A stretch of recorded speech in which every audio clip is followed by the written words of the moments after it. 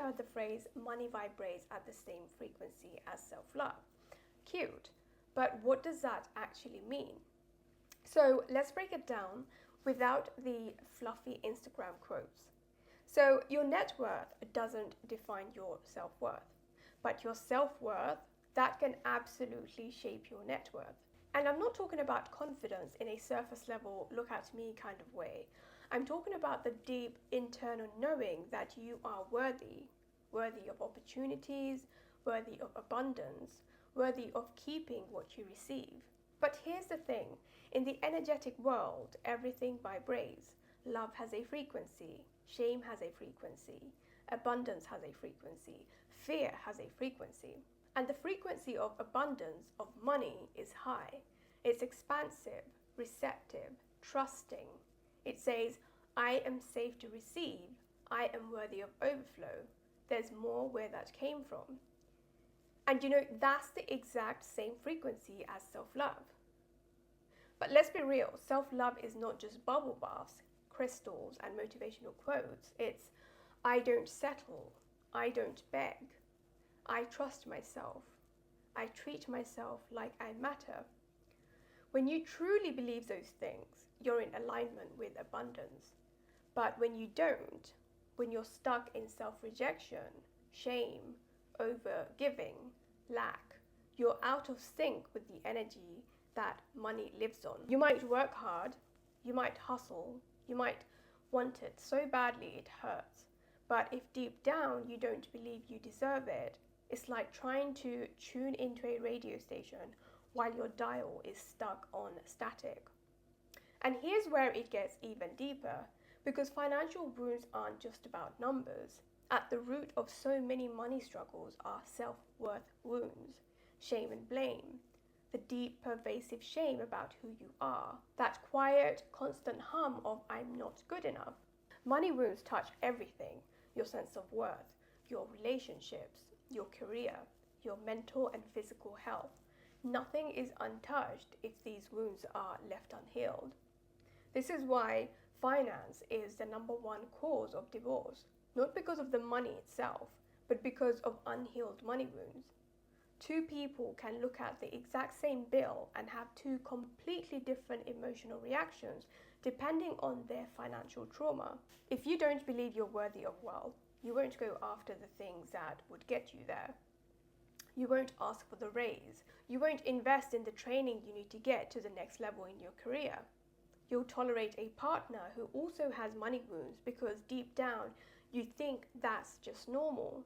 And this inability to take bold financial steps, it's almost never because you're lazy or incapable. It's because you don't feel good enough.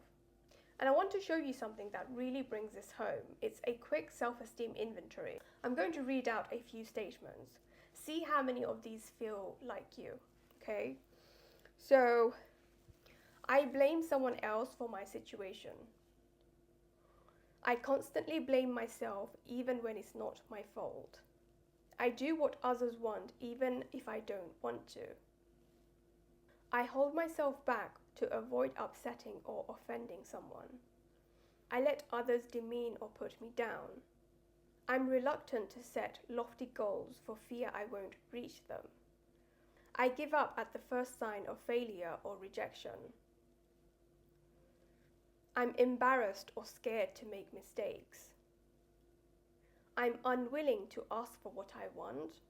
I have no control over my time. If you checked more than 2 of these in your head, that's a red flag that your self-esteem could use a serious boost. And notice how every single one of these statements could also show up as an income cap, a debt cycle, or a financial self-sabotage. This is why I say self-love isn't just personal growth fluff, it's financial alignment. When you love yourself, you protect your energy. You stop undercharging. You stop saying yes to things that drain you. You stop shrinking yourself to avoid making other people uncomfortable. Because you can't receive something you don't feel worthy of holding. Money responds to the way you hold yourself. And the more you see your own value, the more value you naturally attract. So no, working on your self-worth is not optional if you want wealth, if you want to go after your big lofty dreams. It's the foundation, because money will only ever meet you at the level you've met yourself. And I'm not preaching, I'm speaking from inside out, because for so long I had tied my self-worth to money, and I thought that once I get the degree and another degree and then I get the money, I'm going to feel secure and safe and confident, and I'm going to love and value myself. But I didn't.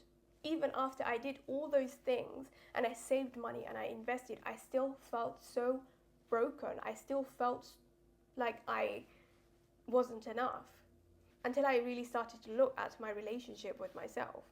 If you're someone who's struggling with the whole self-love journey and you don't know how and you don't know where to start, I did mention in one of my previous videos, start with mirror work.